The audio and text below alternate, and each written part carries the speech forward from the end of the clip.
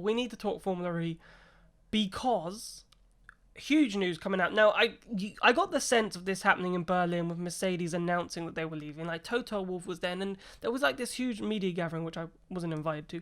But beside the point, you can sort of tell what was going on because I was sort of watching and I was like, okay, so there's like 4 or 5, and you're just watching the body language of Toto. And sometimes you can, from watching, you can somehow get a sense of what's going on. You felt like, okay, they're, Toto's on the back foot here. You could tell Toto was on the back foot.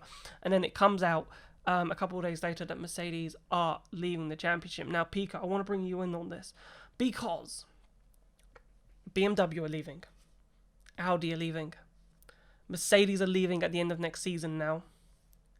If McLaren, who have signed an open agreement or sort of a moment, something, they've signed something. It's an option. Say, an option. The word went out of my mouth or head. Anyway, moving on. They've signed an option to join for Gen 3. If they pull out and say no, is Formula E then in a real problem here? Because you've got 3 manufacturers who are going, one that's pulling out before they even began, potentially. How does Formula E go about attracting new manufacturers when, manufacturers will be going, well, hang on a second, why are these 4 leaving? It's not ideal, is it? It's disappointing that we are losing another manufacturer after we lost Audi and BMW this year. And I do think part of it is Formula E's fault, and when they announced that they were going to leave, they more or less said in the press release, we're learning more about how to develop our cars in Formula. We're learning more about how to develop our electrical range from Formula One than we are from Formula E, which is a massive put down for Formula E. But yeah, it would. I mean, it wouldn't be catastrophic for Formula E. I think we still have more manufacturers than any other single-seater series on the planet, which is still fantastic.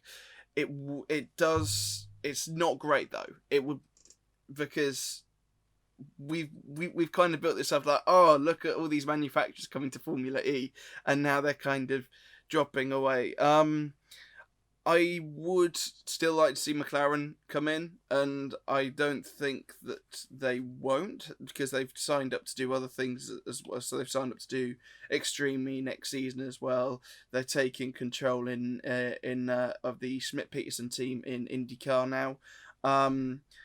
I think we're just going to go for McLaren world domination at some point, but who knows? But yeah, it's disappointing for FE to lose 3 manufacturers in 2 seasons, but I don't think it's the end of the road. I think we'll still have these smaller manufacturers and private teams that will still make up the numbers in the championship as we go forward into Gen 3.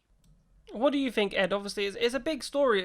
I feel this is a big, pivot point for Formula E. Like, what road are we going to go down? Because if you've got manufacturers leaving, then surely we've got to make changes. But if we carried on the same road, could this lead to an A1 GP potentially by the end of Gen 3? And if no one wants to continue into Gen 4 because there isn't much progression and there is other areas in other motorsports at the moment where electrification can be produced better and that can feed into road cars, then, are Formula E potentially pushing themselves out of the market?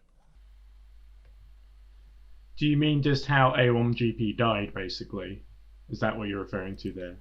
Yeah, like, effectively, yeah, because I feel like Formula E are at this crossroads right now as they can make these changes and keep going, or if they keep going as there is, and if manufacturers keep pulling out or not turning up, or thinking that they can go elsewhere and do electrification in other series, then, if we go down this road, could the road just be a dead end? I don't know. I don't quite see anything quite as dramatic as A1GP, where, if I remember correctly, they blew all the budget on a Ferrari chassis for all the teams, and the championship just ran out of money. They went bankrupt, basically, and then they had to sell off the cars mid-season and just ended. But there was an interesting thing I read actually. Toto Wolff said something. I did like your description of the secret little media conference Toto gave, and I just imagined you peeking in through the window trying to lip read what Toto was saying. But but he said this week something like, I think the headline was Formula E needs a reboot. And what he meant by that, I don't think he meant, oh, Formula E, we need to burn everything down and start again. I think what he meant was the Formula E needs to rebrand and sort of reshift itself, and that the privateer teams, especially with the current Mercedes team, their only option really to continue into Gen 3 is to effectively become either a manufacturer about Mercedes or a customer team. And they've certainly got the facilities and the personnel to probably pull it off as their own manufacturer. We'll have to see how that ends up, whether they get the entry for Gen 3 as well. But I do think those comments from Wolff were kind of interesting. As for in the short term, it's not a good look, obviously, in terms of it's not great for the reputation of the series to have there's like you've got all of the big three, of course, apart from Porsche, of course, and them and Audi, both part of Volkswagen Audi group. Porsche staying, Audi leaving.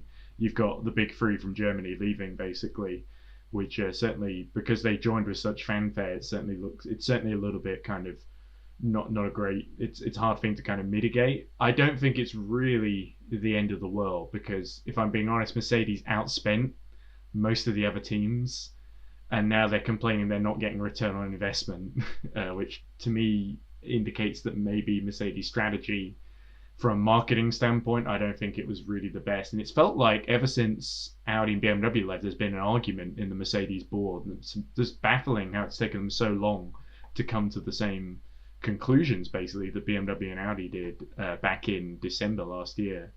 So I think whatever you want to criticize, BMW and Audi made the decision like, right, okay, we're not going to be in Gen 3, and they pulled out very early, whereas Mercedes have kind of agonized over it. To the point where it almost feels like Mercedes are in for kind of an extra season, which is going to be very awkward. So almost like a stay of execution, really. But of course, the team hopefully will survive beyond that. So you can tell I'm not the biggest fan of Mercedes. So I'm not that cut up about it, but I do recognise it's not great for the series. And certainly, like you were saying earlier, Jack, it's going to impact McLaren's decision in the end, whether they join or not. And it's certainly going to be given pause for thought before they rush into signing anything off from their option.